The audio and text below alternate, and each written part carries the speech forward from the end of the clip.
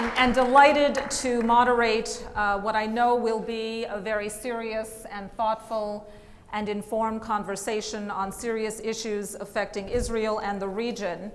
As I started to contemplate or put together my thoughts for tonight's discussion, as I began thinking about the political landscape and the great achievements and the dangers that we are witnessing on the borders as the ascendancy of Islamic extremism on the borders of Israel, I was reminded actually of a story that I was told about a leading rabbi and philosopher who visited New York last month. During a press conference with the local media, he was asked by one journalist, "Tell me, Rabbi, in one word, describe the current state of affairs in Israel," to which the rabbi said, "Good."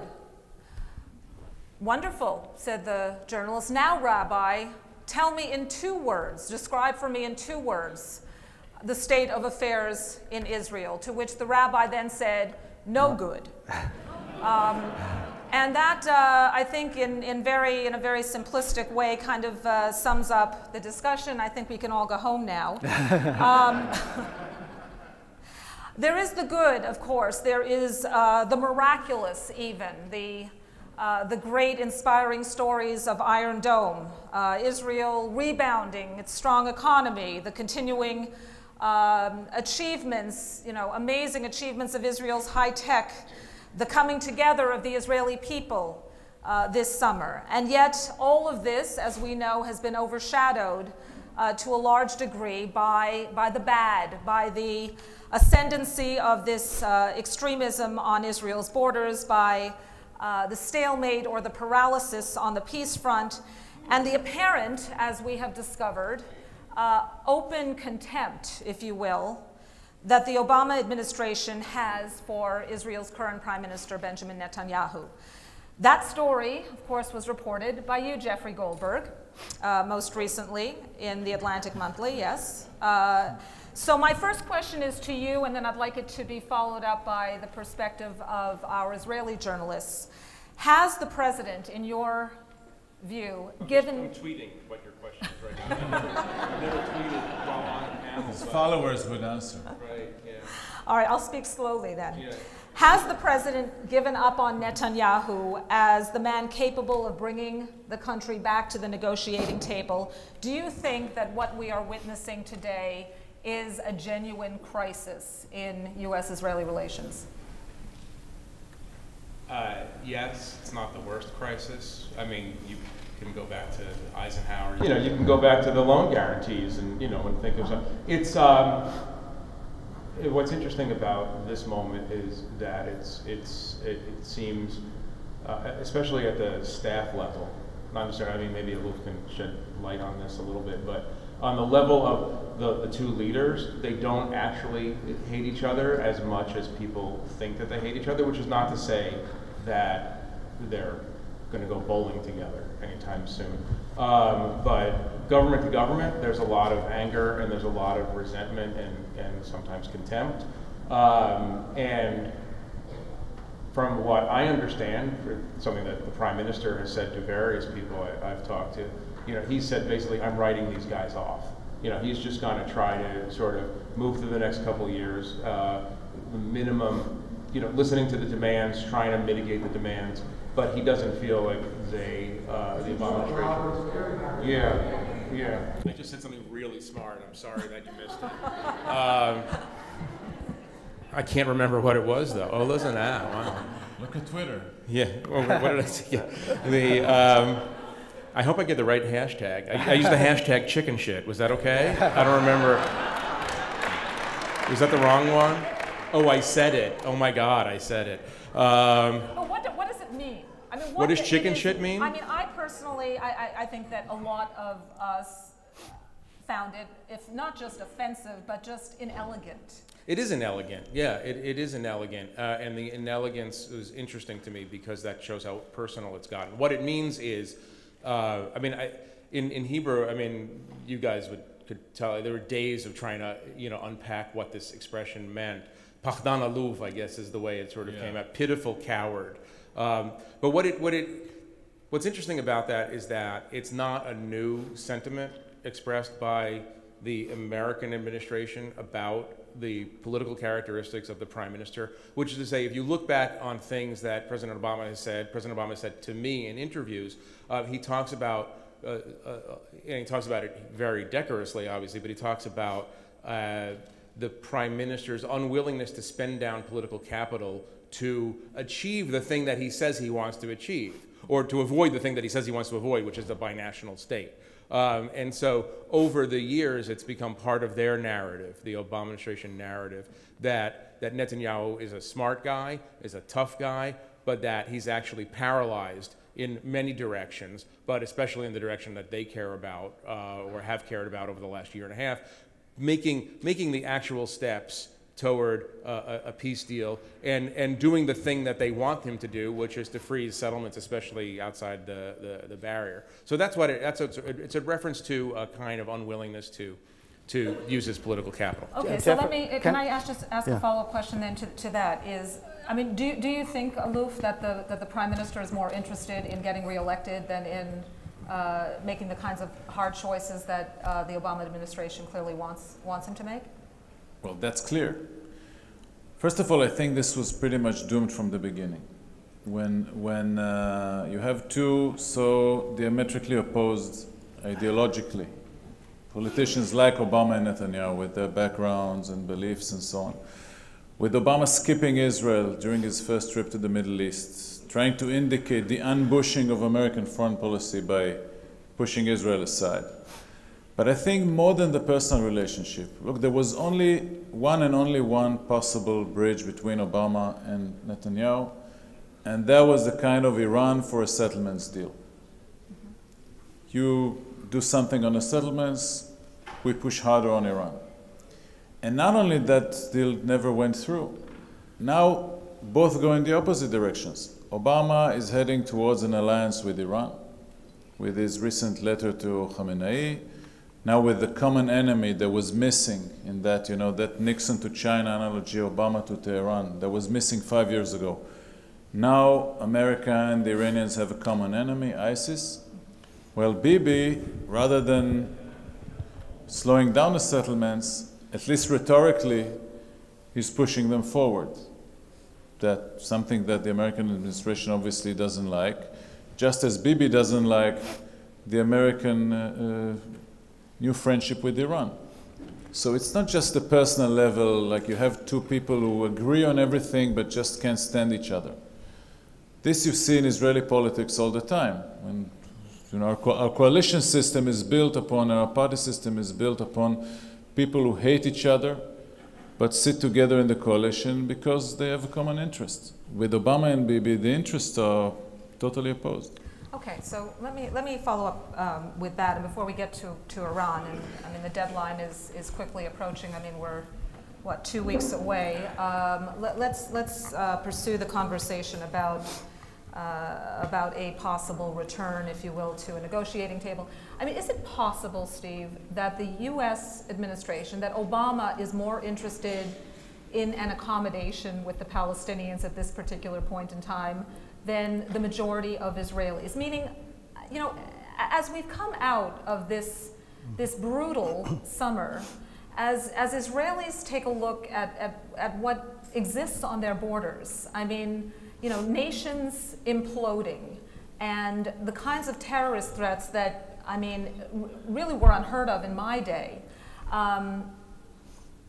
Is there any sense of confidence right now after what we saw happen in Gaza, that handing over the West Bank and creating, giving them an opportunity to create in the West Bank, what they could have created in Gaza, is going to succeed? Or is the center now, so skeptical of Palestinian intentions that there's really no, there's no real movement to push in that direction? Look, it's a good question. I'd like to sound a hopeful note, but I guess I'd start by saying most public opinion polls taken after the Gaza conflict show that there definitely has been a swing to the right the pendulum has swung to the right in Israel, and that people are not really that supportive of a resumption of a peace process that would result in any handover of land at this stage, given what happened in Gaza. I think that the majority of Israelis may still support the establishment of a Palestinian state, but not right now.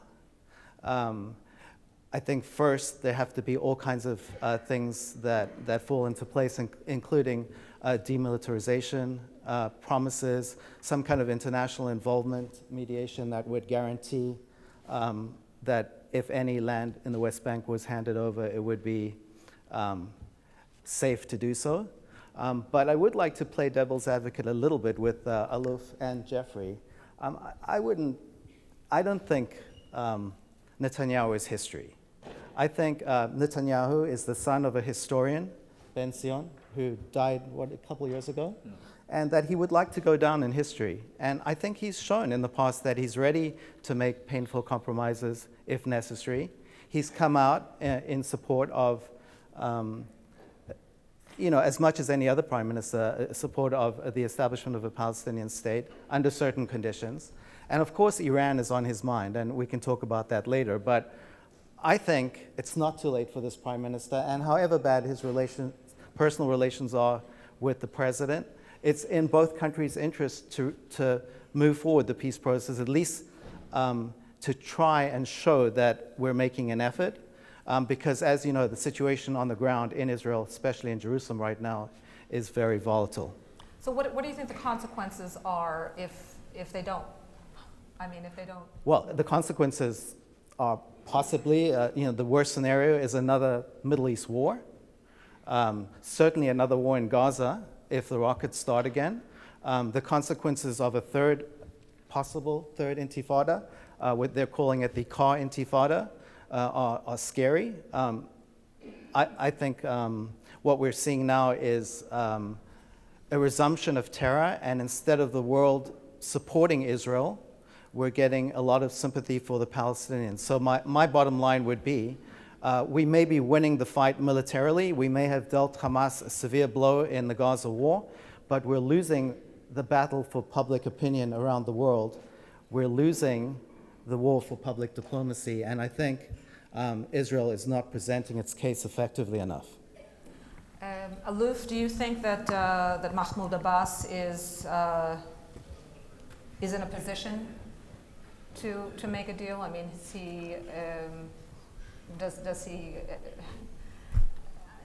I mean, is there any strength in his position in the West Bank? I mean, I think there is. I think there is a strength, and I think the deal is always possible on both sides, and that's the beauty of it. With all that happened between leaders and countries, it can change overnight. But I think that the one thing missing from Steve's analysis was the political angle.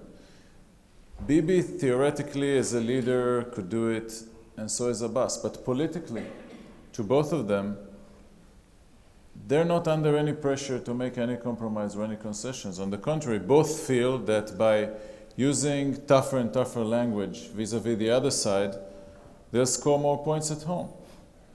Bibi doesn't have the political backing, and if he wants to be re-elected, and apparently Israel is going towards an early election in the coming year or so, talking about a Palestinian state, about compromise, about removal of settlements and so on, is not going to get him re-elected. Or that's how he feels. And Abbas is not standing an election, but he favored a deal with Hamas over trying to say something that might lure Netanyahu back into negotiations, or even keep the Americans in the picture. And I think, in the end of the day, leaders, first and foremost, look homewards rather than at their interlocutors. The exception to that is that some external force is forcing the sides to talk to each other again and breaks the status quo. But we're not at that point yet, and we haven't been at that point in the past 5 years, with the exception of Obama's Cairo address, which pushed Bibi to stand up and speak for the first time in favor of a conditional Palestinian state. but it was never seriously followed up. What about Iran? I mean, we are, what, 2 weeks away from this deadline. I think that there is a fear, certainly in Israel, and you discussed this in your most recent article about the letters that the president has been sent to Khamenei. Do you have any sense that the U.S. is about to lead the world towards a disastrous deal with Iran? I mean, where do you think the president? Yeah, I mean that's the worst fear. I mean, and I think a deal is vastly preferable to military action for all of the obvious reasons and the maybe not abundantly obvious reason that it's not a solution. I mean that military action either by Israel or the United States could be effective in destroying a bunch of buildings and facilities, but it also destroys the entire sanctions regime. It brings Russia and possibly China back into the nuclear business with Iran, and so a lot of people on the right criticize Obama for chasing after a deal because they tend to overvalue the possibilities of military action. That said, he does seem to be chasing after a deal a little bit too much, and I just pointed out in this recent piece that you don't want to give the impression that we need the deal more than the Iranians need the deal. We're not under sanctions. We're the world's sole remaining superpower. Iran is it's on its economy, it's on its knees. It is internationally isolated to a great degree. It can't even participate in the banking system, the international banking system. My critique at the moment is of negotiating tactics and what we seem to be giving up preemptively. All that said, none of us, we don't know what's happening, and in truth, really nothing has happened yet. If this happens, it's going to happen something's going to happen on the 23rd, or something's going to happen on the night of the 22nd. So everything is prelude right now. The president has said he's not going to go for a bad deal.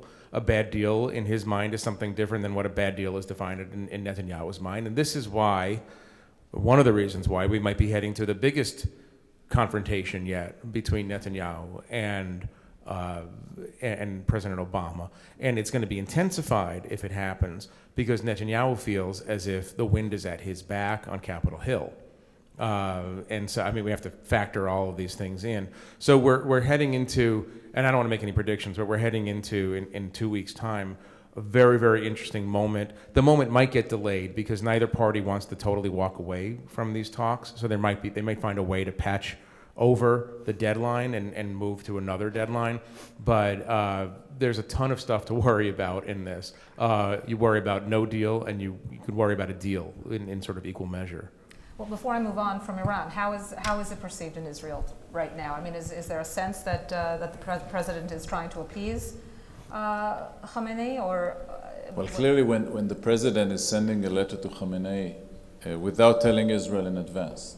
And Israel has to learn about it through intelligence sources, and then it gets published in the Wall Street Journal, which embarrasses the White House. Iranian officials acknowledged it, American officials have yet to do so. But then a day after it gets published, Supreme Leader Khamenei publishes on Twitter his stage plan for the destruction of Israel. So from an Israeli standpoint, this Iranian-American rapprochement is clearly at our expense. It's not something that Israel was pushing for, to reach better understanding and reduce tensions in the region. You can argue that an American-Iranian friendship would be good for Israel because this would reduce the Iranian effort against Israel. But so far, we've seen no signs of any Iranian moderation towards Israel at all. Can I just make two very quick points? One is there isn't a rapprochement yet. I mean, let's not overstate what's happening here, either from the American side or particularly from the Iranian side. I mean, and the great hope of people, I think, including Netanyahu, the great hope is that the Ayatollah Khamenei, the supreme leader of Iran, will stay true to his character, stay true to his ideology, stay true to his form, and not be willing to give up even one centrifuge as part of an American demand. And I think that's a plausible way of looking at the world, that at the end of the day, this guy can't make a deal with America because he hates America too much. And so we're going to move back toward tougher sanctions. And obviously right now the Senate is gearing up for a sanctions festival starting in January. But I think, you know, we have to take into account that there's another way of interpreting Obama. Okay, this is the let's say the negative way is saying he's being played for a sucker. The positive way is saying he is going to try as hard as he can to convince the supreme leader to come aboard and rejoin the international community and get certain benefits from doing that. And when he doesn't, the U.S. can then go out into the world and say, look, we tried. We offered X and we offered Y and we offered Z, and I wrote him letters and I sent him candy, and we tried to moderate this guy, and he can't be moderated. It's another way of looking at it. Right now, I think in the administration, they're more hopeful than they maybe should be. But there still is a division of labor in fighting ISIS, with America in the air and Iran and its proxies on the ground. And one beneficiary of that is obviously President Assad, who's now staying in power with the joint blessing of both America and Iran, and the Shiite government in Iraq, which is also a proxy of both America and Iran. So, maybe the smartest guy in the Middle East. So there is more to it than just a nuclear deal, like a binary thing, that if the nuclear deal goes on, then America and Iran are friends forever. If not, it's on war footing again. I don't think so. I think it's more complicated, and I think that ISIS is uniting America and Iran in ways that were unthinkable only a year ago. So, Linda, I mean, I hate it when I agree 100% with what Aluf says, but yeah, I should have a merger of newspapers. Yeah. No, I mean, again, throwing it back at you, Jeffrey, I mean, this is a real cause for concern, the U.S. policy on Iran.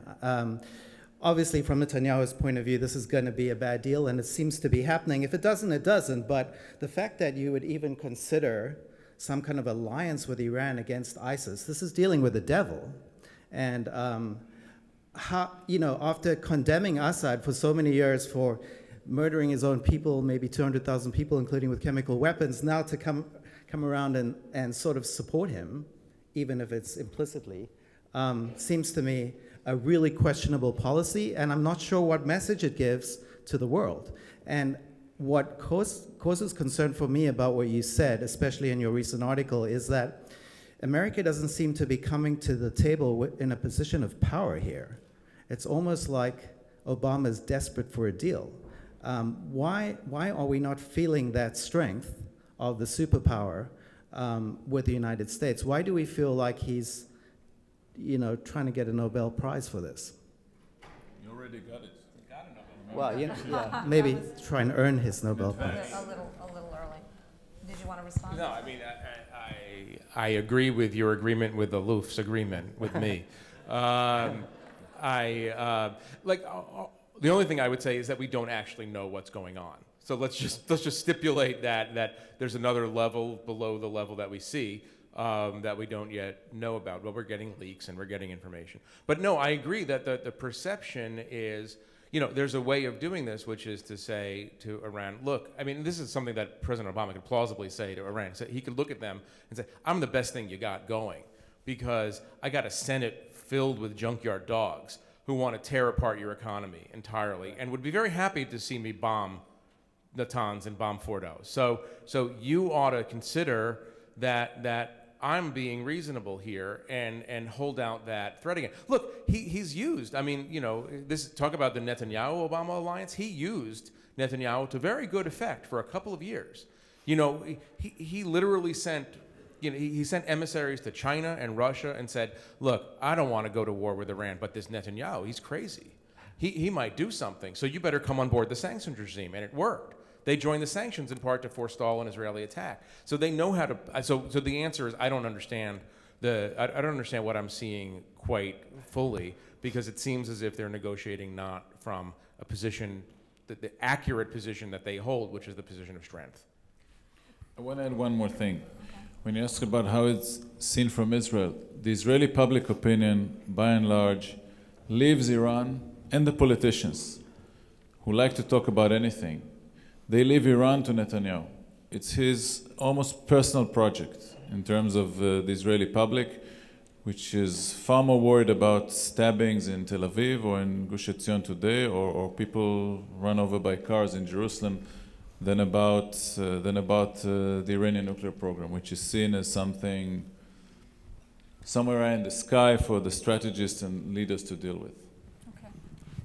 And just one comment, but if you do speak to Netanyahu, and I'm sure you have too, the top issue on his agenda is Iran. I mean, that's foremost in his mind. And if he goes down in history, which he wants to do, I believe, it'll be as the leader who stopped Iran from becoming nuclear.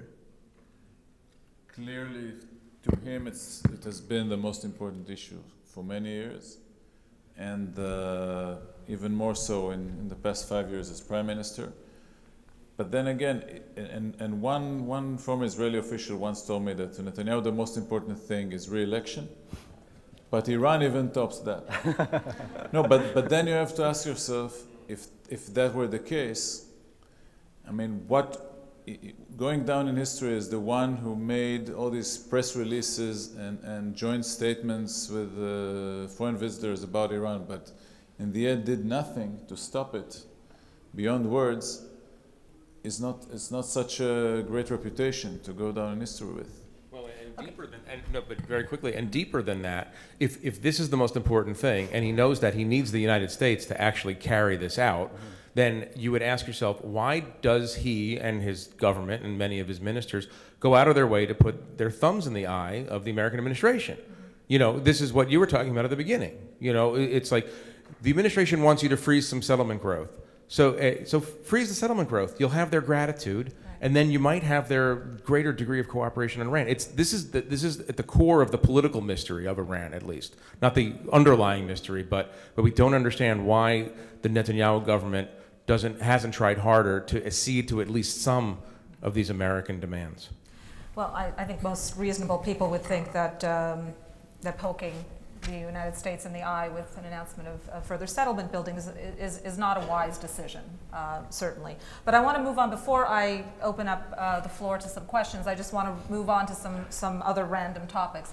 Now, one of the hot button issues, as I think you know, in the American Jewish community is media coverage of Israel. And the overwhelming amount of print and television stories that are devoted to this tiny piece of land. And I know that, you know, the Summer War may seem like ancient history at this point, but since we rarely have the opportunity to speak directly to journalists who cover the story, I'm just curious to know what your perception is of the way the war was covered. Whether you think that the American, not just the American, actually the international foreign press was to a large extent sort of co-opted by the Hamas. I mean, did the international press really play into Hamas's strategy? And does that have a way of shaping and defining opinions around the world towards Israel to the point where we've seen, you know, this tremendous resurgence of anti-Semitism, where we see the growth of, you know, the boycott, divest, and sanctions movement? I mean, do you care? Do people care in Israel that young people on American campuses in this country are dealing with Israel as an apartheid state and having to defend these kind of demonic definitions of Israel based on the way that the press covered this last war? I really care about this, so excuse the passion, but here I'm going to criticize Netanyahu. Here we have a prime minister who is arguably the best communicator we've ever had in the position. And yet he doesn't get it when it comes to public diplomacy and hasbara. We don't spend enough money, energy, effort, or time in presenting Israel's case effectively to the world. And what happened in the Gaza war is, and they don't like to even call it a war, by the way, what happened in Operation Protective Edge is that we started off with the whole world on our side. And by the end of the operation, pretty much, I think we had the whole world against us. And the media are largely to blame. Now, I'm not only blaming the media, but the media coverage of the war was incredibly biased against Israel. The Palestinians won just about on every front, especially the social media. I think in this sense, it was a major PR victory for the Palestinian cause. And now they have the whole world supporting their so-called unilateral moves, to the UN and other international bodies. I think that this really should be an issue, Aluf, that concerns Israel, and yet, if you speak to Netanyahu and his government, they say, I'd rather spend the money on, a new system to detect terror tunnels or on the Iron Dome. I don't think it's, I think 60 million shekels in the Israeli budget have been put aside for Hasbara. Yeah, but how could you PR the death of over 2,000 people in Gaza that even according to the Israeli military, at least half were civilians? How can you sell that to a Western public opinion that doesn't like to see these images? I mean, the one way of doing that is to stop the war after a week or so, and I think that Netanyahu tried to do that, but that was before the discovery of the tunnels and the decision to go after the tunnels. And they thought that dealing with the tunnels would take 2 days, and it took 3 weeks just to find them and destroy them effectively. I mean, this is not, and I think that if you ask most Israelis, would you rather live with better PR and tunnels or with better anti-tunnel technology and hit in the world media, most of us would say, get rid of the tunnels and we'll deal with the PR consequences. And I don't think it's just a matter of money, but I must quote my colleague and friend Chemi Shalev, our US editor. Recently we spoke at a synagogue in Brooklyn, and we were asked, how come Israel is losing the PR war? And Chemi quoted the polling, which has been very consistent in recent years, which has shown that the American public opinion, by and large, supports Israel far more than it supports the Palestinians. And in the end of the day, what did Hamas get from this? Are they more legitimate as the leaders of Palestine? Is anybody in the world willing to give Hamas any diplomatic recognition, or to see it as something else than a terrorist organization with rockets? That okay, that civilians under its rule suffered casualties and destruction from Israel, but it didn't get Hamas anything. And I don't think that the Palestinian Authority, that Abu Mazen's Palestinian Authority gets more support now in its UN bid than it did 2 years ago. And I don't think that America is going to lift its veto on that. So they got recognition from the new government of Sweden. But so far we haven't seen, the avalanche in Europe with larger and more influential European countries following suit. And the Swedish recognition, in the end of the day, was a curiosity, so far.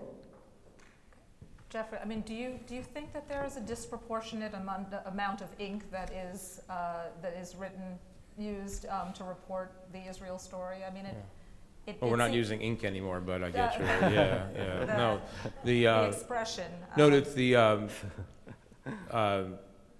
Because I'm like George W. Bush and that I'm a uniter and not a divider, I want to agree with both of what they said, because I think it's they're making very good points. And I have a friend who's in PR who deals with the Israel issue on occasion, and he says, there's two types of problems that Israel faces. It has PR problems and it has problems.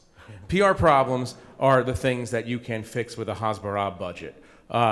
Problems are the things like civilian deaths in Gaza that you can't fix. So but I would add, and this goes to your point, that yes, I mean, it's abundantly clear to anybody with eyes and ears that this conflict draws an extraordinary amount of attention I mean, we could have a separate discussion about why, but we all know 4 or 5 big reasons. And so that's the playing field, that's the terrain. And I think, one of the things that the Israeli government doesn't do very well is understand that the media is its own terrain. It's a battlefield. And that means that you have to respond wisely to threats and provocations. I disagree with you on the tunnel binary that you presented, because I think the tunnels of all the issues that came up that came up during this summer. I think that the world sympathy was with Israel on the tunnel question, because the tunnels are so, atavistically frightening kind of idea. People coming up from the ground in the middle of the night to kidnap your children is as scary as it gets. I don't think you have to present this as a binary, good PR versus getting rid of the tunnels. And I think that's too often the Israeli government, to your point, just resorts to telling itself, well, I don't care what the world says, we have to deal with our security at all costs. A, they don't understand that public relations is an aspect of national security at this point. And B, they don't understand that it doesn't have to be a zero-sum game, that you can do some things and not do other things, and you could reset the narrative on the larger picture that they don't do. I mean, we talked about this with Netanyahu and the peace process, obviously. But it's fruitless to argue that the media shouldn't cover this as much as it does, because the media is always going to cover this as much as it does. There's no way around that. Well, I happen to remember former aide to former Prime Minister Ariel Sharon saying that 20% of war today is fought on the battlefield and 80% over the airwaves and over social media. So it is clearly... Yeah, but David Ben-Gurion understood it from the beginning that if Israel needs to go to war, it should be as short as possible. Any prolonged war is bad for Israel. And today, in the most recent case, the issue was not so much Israeli casualties or destruction because of Iron Dome and the way the force was used within Gaza, but you have other consequences like PR, like political consequences at home, and so on. And fighting a war of 50 days, the longest war ever in Israel's history, to destroy 30 tunnels, that's the core problem here. Okay, so I'm going to ask one more question and then open up the floor for Q&A. So please get your questions ready. But just as a follow-up to the whole the PR question, there was a Pew study report that showed a really troubling distancing between young American Jews and the State of Israel, and I think that might be a consequence of poor public relations, or the sense that Israel is the stronger party, the occupier, whatever the reasons. Young people are not connecting with this country the way they used to. To what do you attribute that? The way their parents used to. Their parents and their grandparents. The way they used to when they were 10 years old, and then stopped when they went to college. Correct, about previous generations. So I'm just curious, does that worry you? And to what? Yeah, obviously this is a huge worry. In fact, we had an interesting article in the Jerusalem Post recently about how evangelical Christians, who are traditionally known for their support for Israel, the younger generation of evangelicals is not nearly as supportive of Israel as their parents, and that is as worrying as the their Jewish counterparts. In other words, we're losing. I don't want to go overboard here. We're not losing the whole generation, but we're losing the young generation on campuses. I think it's not politically correct to be Zionist anymore. It's become a dirty word.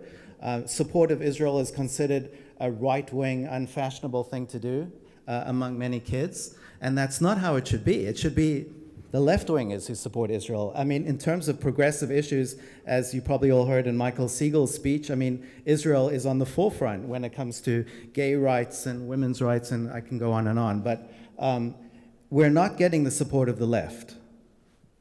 Do you agree? We're getting critical support of the left. What does that mean? Critical support of the left? That there is growing concern for Israel as a democracy. That is there a shared value system identical between Israel and the United States, or is Israel drifting towards a less egalitarian, less democratic society? Do you ever consider that maybe they just don't get it?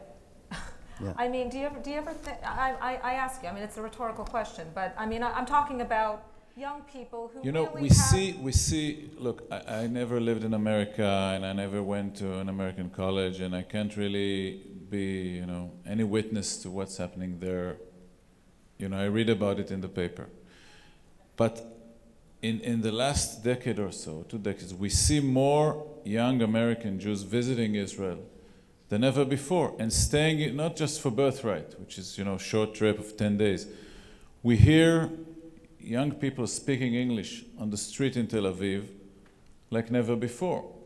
So there is way more exposure, direct exposure to Israel, I think, than during the parents' or grandparents' generation.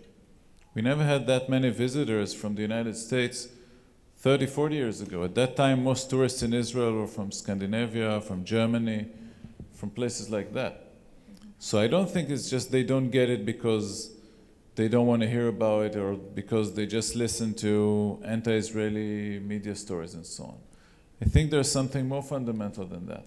But, and there's another issue that's often overlooked, and that is a religious divide, because I see it. We have both Hebrew language and English language websites, and the litmus test is the story of the women of the wall, which is always a firestorm for our English language readers.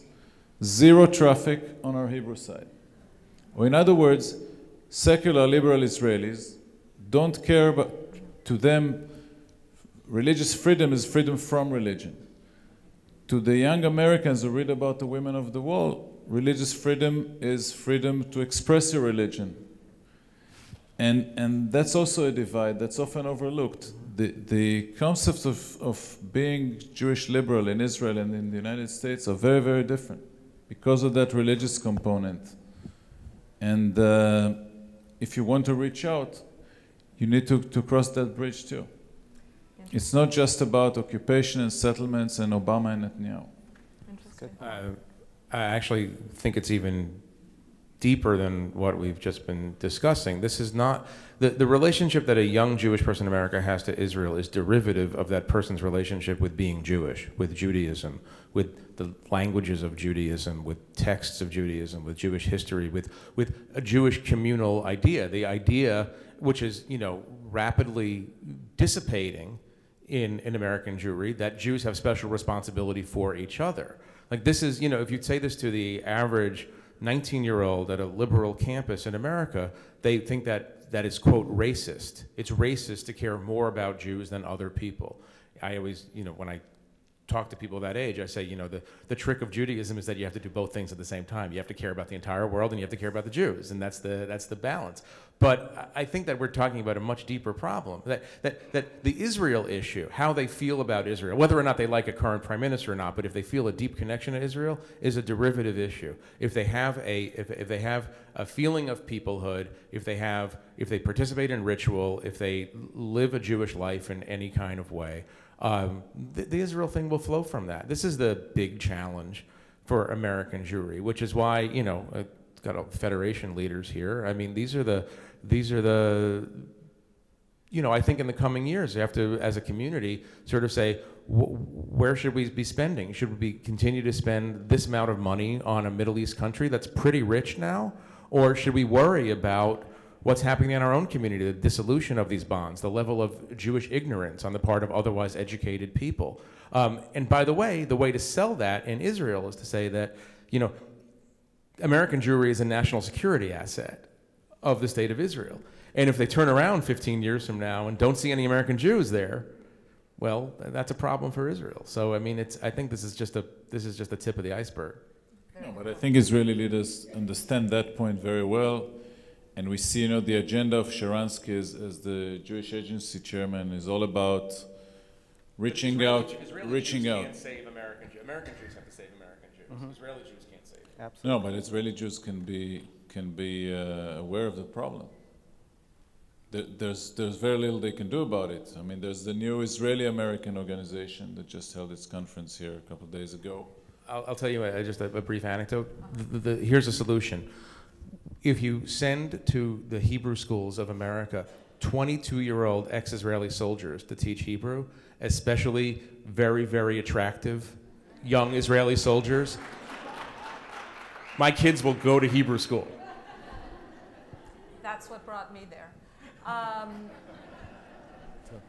Excellent. It's like point. this, no, it's like it's like the story we heard in San Francisco, where non-Jews are coming to learn Hebrew at the JCC because they heard that Israelis are good matches. You know, Israelis who come to work in Silicon Valley are good matches, so they come to learn Hebrew. Interesting points. Okay, I'm going to open up the floor now to some questions. Do we have a microphone being passed around? There's there, over there. Right there. Right There's over a mic here. I don't know. Okay, I'm sorry. Go ahead. So I think my question, probably for Jeffrey Goldberg, would be if Obama strikes a bad deal with Iran, do you believe that the U.S. Congress could block it, stop it, make it impossible for Obama to enforce it? Right. It's a good question. We know that the Obama administration is not shy about using its executive power, which I guess is considered a small irony given the previous administration. But and we know that the administration is looking for various ways to enforce a deal that they think might be unpopular in Congress. But yes, I mean, it's definitely a real possibility that Congress could make this as difficult as possible. I mean, the details are technical and boring, but while foreign policy is in the hands of the president, I don't know if he wants to go to war with Congress over a deal with a country that most Americans despise. And let me just throw one more wrinkle into that. I'm not sure that the Democratic Party, in its current debased position, or the probable nominee for the Democratic nomination for president in 2016, I'm not sure she wants to see President Obama go to war with Congress over giving what many people are interpreting as a bad deal for on the nuke issue. Can I go back to the article about the chicken shit article?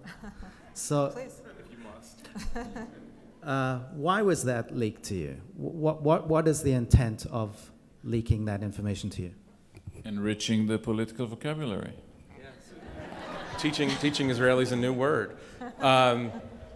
One of the things I notice about Israelis, and this is common in the Middle East, they assume that everything happens in Washington because there's an elaborate, well thought out conspiracy to advance some nefarious but hyper genius agenda. Let me just say that sometimes that's true and sometimes it's not. Okay. A follow-up on and your thoughts on a very excellent article in Haaretz, Sunday, by Chemi Shalev, Time for American Jews to Confront Israel's Demons. And the premise of the article, for those of you who have not read it, and you can get your copy downstairs at the Haaretz kiosk, the premise is that basically in the last election, American Jews still voted overwhelmingly Democratic, and the majority of American Jews still espouse liberal values, except when it comes to what's going on in Israel, what you were referring to, Aluf, in terms of civil society issues, and particularly even in the aftermath, during and after the Gaza war, the clampdown on freedom of speech, the religious issues you refer to. Some of us are involved in trying to make some changes or help encourage Israel to make necessary changes, for example, in the monopoly of the Rabbanut. But this is not just a generational issue. This is not just an issue about the next generation in the United States. I would like to just ask all of you to comment further on what's behind this article, because I personally do fear the growing divide between what the reality is in Israel, particularly with the current political situation and some of the real right-wingers in the Knesset who have plans that I don't think are good for the future of the state of Israel, but for the Jewish people as a whole. I mean, we do have a core set of values in this country as American Jews. We are privileged to enjoy certain freedoms in this country, and we want to have a partnership with Israel that reflects those values. So I just would like you to comment further on this excellent article, which I recommend to everybody. It's really good reading, and anything else you might think about this issue. Thank you. Well, we have an issue in Israel, and from an Israeli standpoint, a domestic standpoint, it appears less as an issue of civil society or civil liberties as a whole, and more as an issue of intercommunal relations between Jews and Arabs within Israel. And the Gaza war was very bad for that relationship that has deteriorated in recent years considerably. And you know, most issues of freedom of speech in Israel, people who were arrested, people who were threatened or even fired from their workplaces, were Arab citizens of Israel. I know there was some violence around left-wing Jewish demonstrators, but that was much smaller than the issues of hundreds of Arab citizens who were interrogated and even arrested for whatever they were saying or tweeting or writing on Facebook during the war. And it hasn't got better since. And I think one of the bad deeds of the Netanyahu government was that it really poisoned the very fragile relationship between Jews and Arabs within Israel, and did too little to integrate the Arab community. And I think the only politician in Israel who speaks up against this trend is the new president, Rivlin. You can all read in today's issue of The New Yorker a piece by David Remnick, the editor who just was in Israel during the war and after, and interviewed Rivlin about this cause. And unfortunately, I don't see it getting any better, because the Arab community leaders adopted a sort of a public position that says that the Jewish state is anathema to civil liberties and to democracy, and it's racist, and that non-Jews could never be equal in a Jewish state. Well, obviously, the majority would not forego the Jewish state, which is what Israel stands for. And we need, at the same time, Israel needs to integrate its minorities, not just the Arabs, the ultra-Orthodox Jewish minority as well. And we need leadership. We need a leadership that is more open to that and reaching out to these minorities, because there's no easy way around it. The statement, the reckless statements by right-wing politicians, including Netanyahu in recent days. Those who say that they don't want Israel to exist will be stripped of their citizenship, and today said that those who don't want to be here can walk to the Palestinian Authority. This is not really facilitating majority-minority integration or dialogue in any way. And clearly the right-wing politicians believe that this is a good card for their electoral success, and in different ways true about the Arab parties. And I think it's bad for society. I would just make one quick comment. I mean, without getting into the details too much, I mean, it is electioneering, what you're hearing, and they have their clear political audience when they say these things. I mean, on the ground, the situation of Israeli Arabs is better than any other Arab country. Yeah, but the problem is that they don't live in any other Arab country.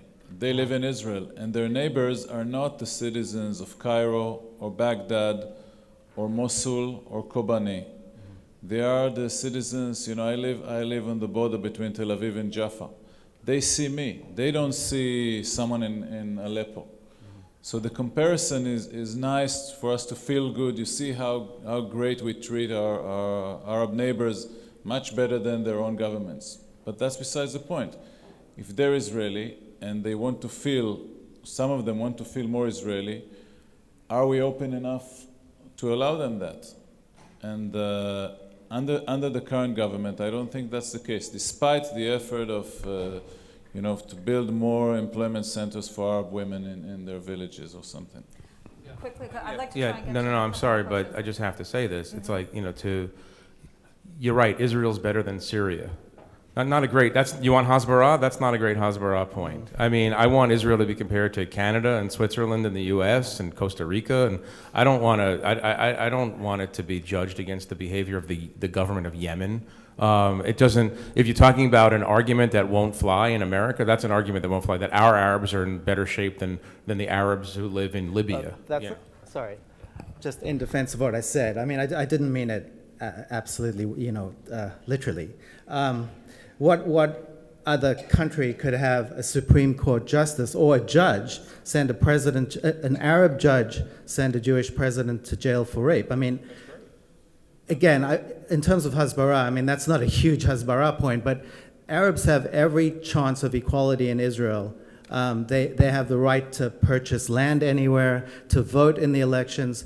To call Israel an apartheid state or a Nazi state is just, like you say, this is Hasbara of the opposite kind. This is anti-Israel propaganda that, in my opinion, is tantamount to anti-Semitism. So, but we didn't know. But saying that we have a problem of prejudice and discrimination of minority doesn't mean, there's a big gap between that and Nazi. Right. The Nazis did much worse than that, and so had the apartheid regime. I don't think that we're anywhere near these awful regimes, but there is a problem of majority-minority relations in Israel. That problem gets worse whenever Israel is fighting the cousins and brothers and fellows of these people in Gaza and the West Bank.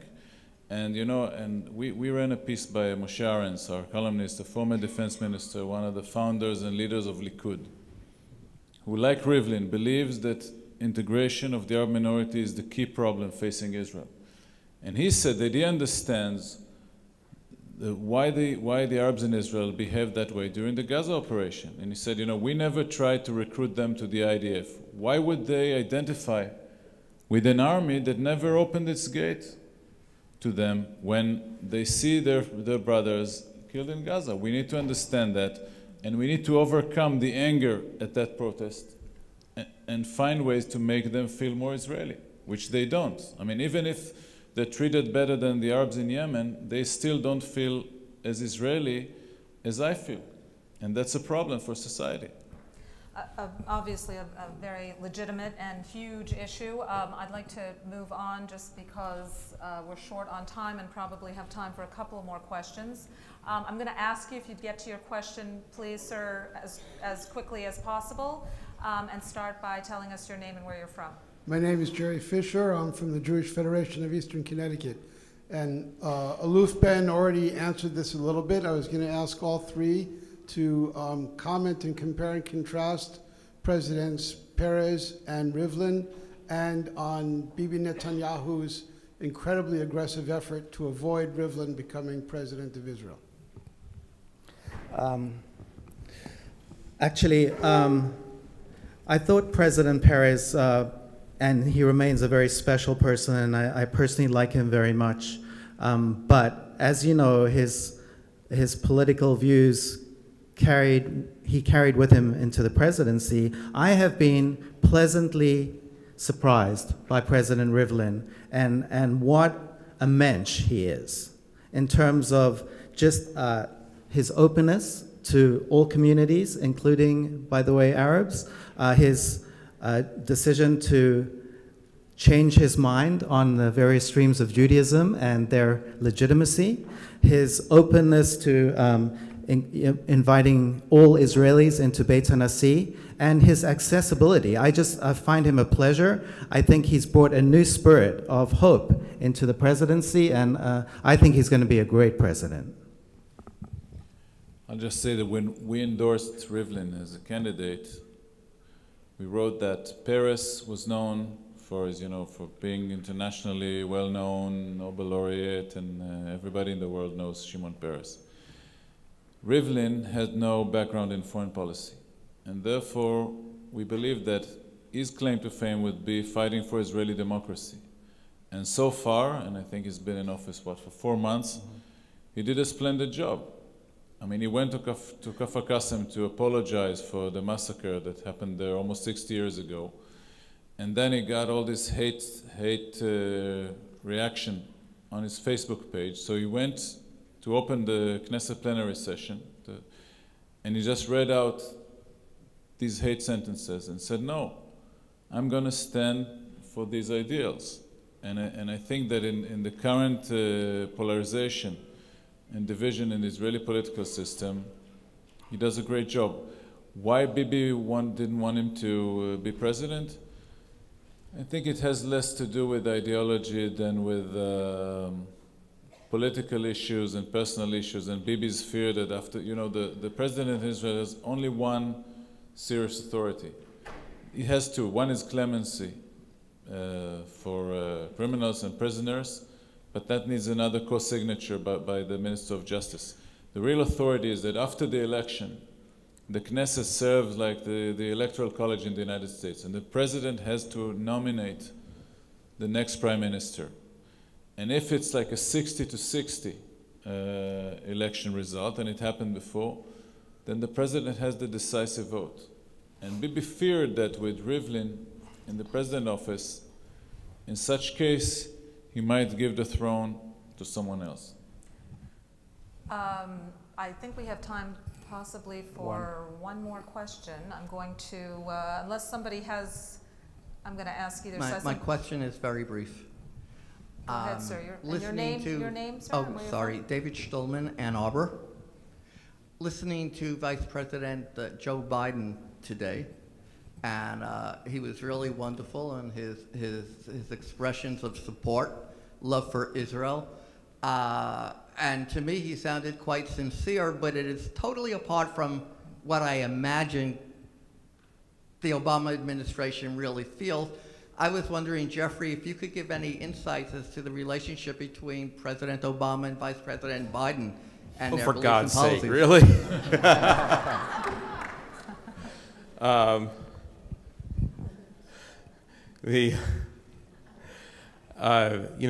They have somewhat different personalities. Trying to be diplomatic. I don't know why. I'm not a diplomat. I don't know how this relates to the larger theme here, but very briefly, there was, there's stylistic, generational differences, but I think that, once every 2 or 3 weeks, Biden says something that probably makes Obama's head quietly explode. But in the periods, I cover these guys, so I've seen some of this and heard about others. But in those 2 or 3 weeks between those eruptions, I think Obama's come to rely on his political judgment in particular, his foreign policy experience, obviously on Iraq and Afghanistan.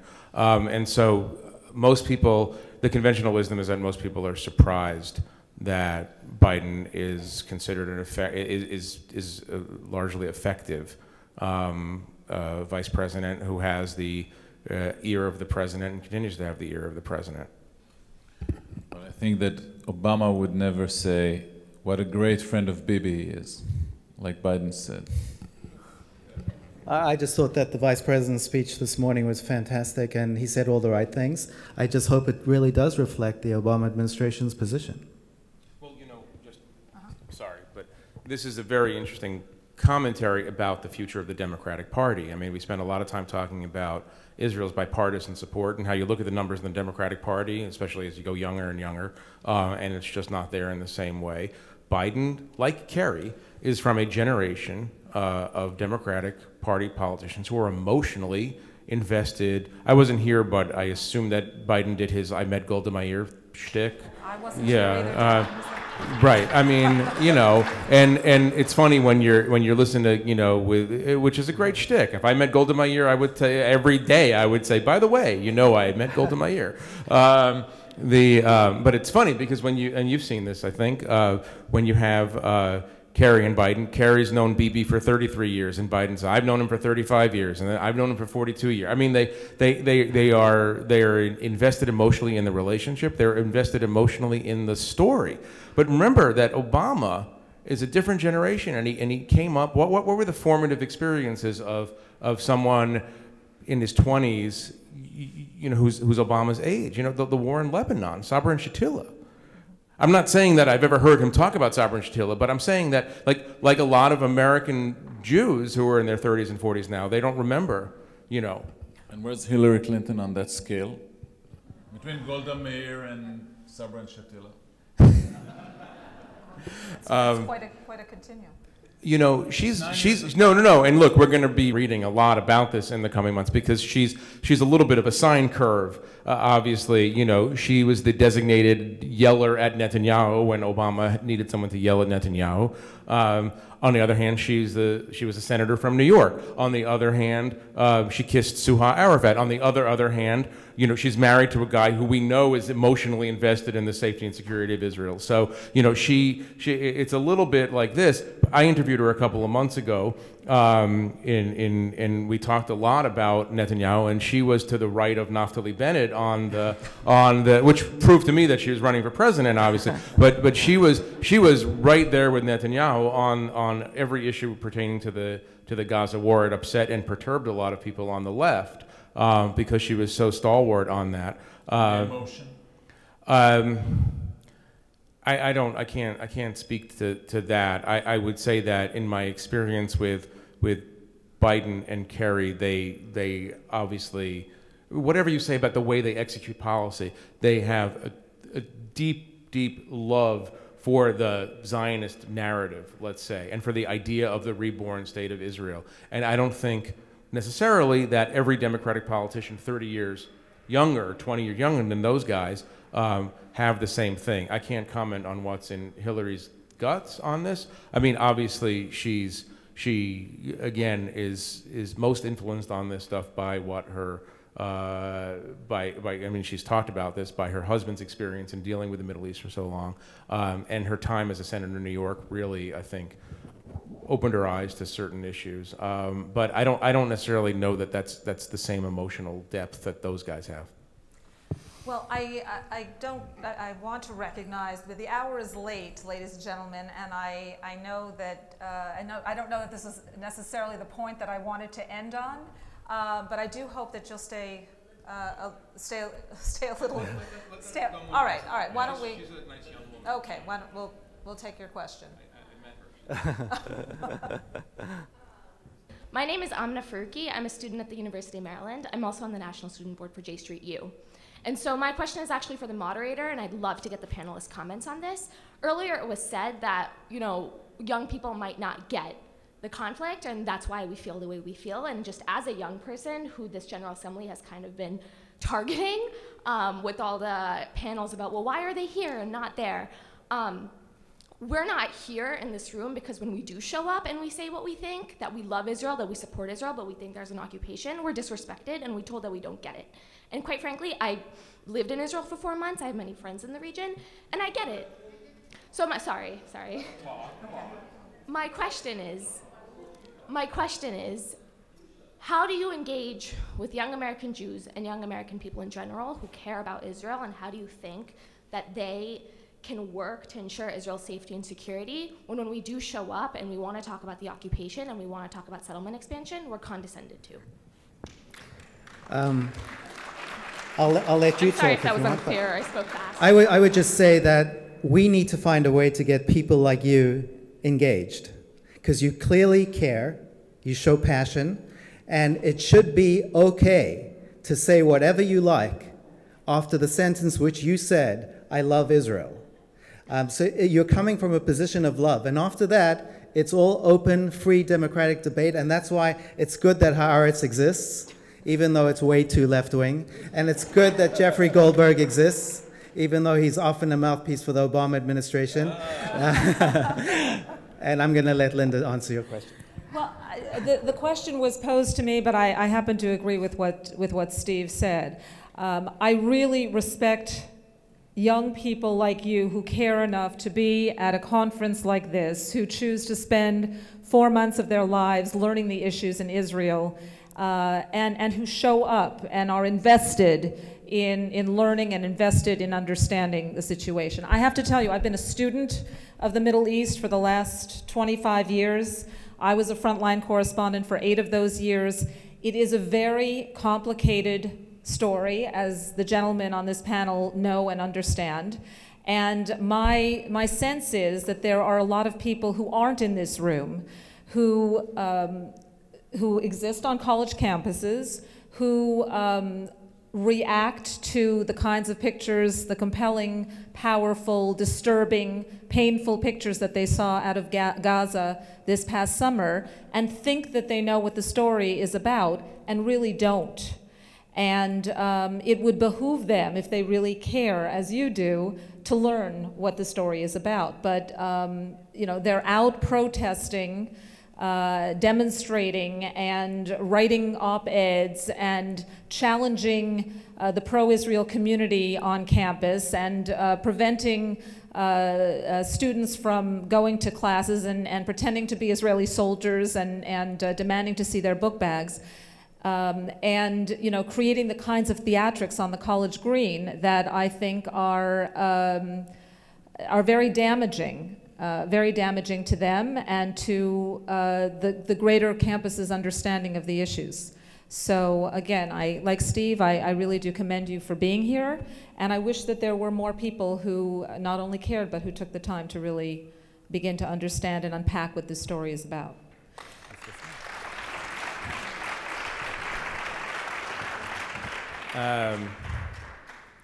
Look, I mean, if we're smart, we'll pay attention to people like this, because they have their feelings and their legitimate feelings, and yeah, maybe they're not grounded in the conflict, in the history of the conflict the way we are, but their feelings are strong, and that's a good thing because we want people with strong feelings. The worst thing that's going on in the American Jewish community is people who are just drifting away from the issues. I mean, the people who don't care are the thing that you should worry about. But you know, look, there's this moment that's going to come when Palestinian politics finally gets smart, when Palestinian leaders finally get smart. We've been waiting 80 or 90 years for this moment. And when the next leader of the Palestinians says, you know what, I don't want a state anymore. I just want the vote. You call it Israel, call it Palestine, I don't care. We've been under occupation for 50 years. I just want to vote, just like the blacks in the South. That's all I want. I just want to be enfranchised. Then you're going to go to American campuses and ask American Jewish kids who are now 18, 19, 20 years old, you know, which side are you on? Are you on the side of the people who want the vote, or are you the people on the side who are denying people the vote? I mean, that's where we're heading in that. We're heading, I don't know if it's 5 years, 10 years, 15 years, 20 years, but we're heading into a place where these choices are going to have to be made. And so we probably should listen to people who are 20 years old, because they have some intuitive sense of where the world is moving. 100%. So thank you for your question.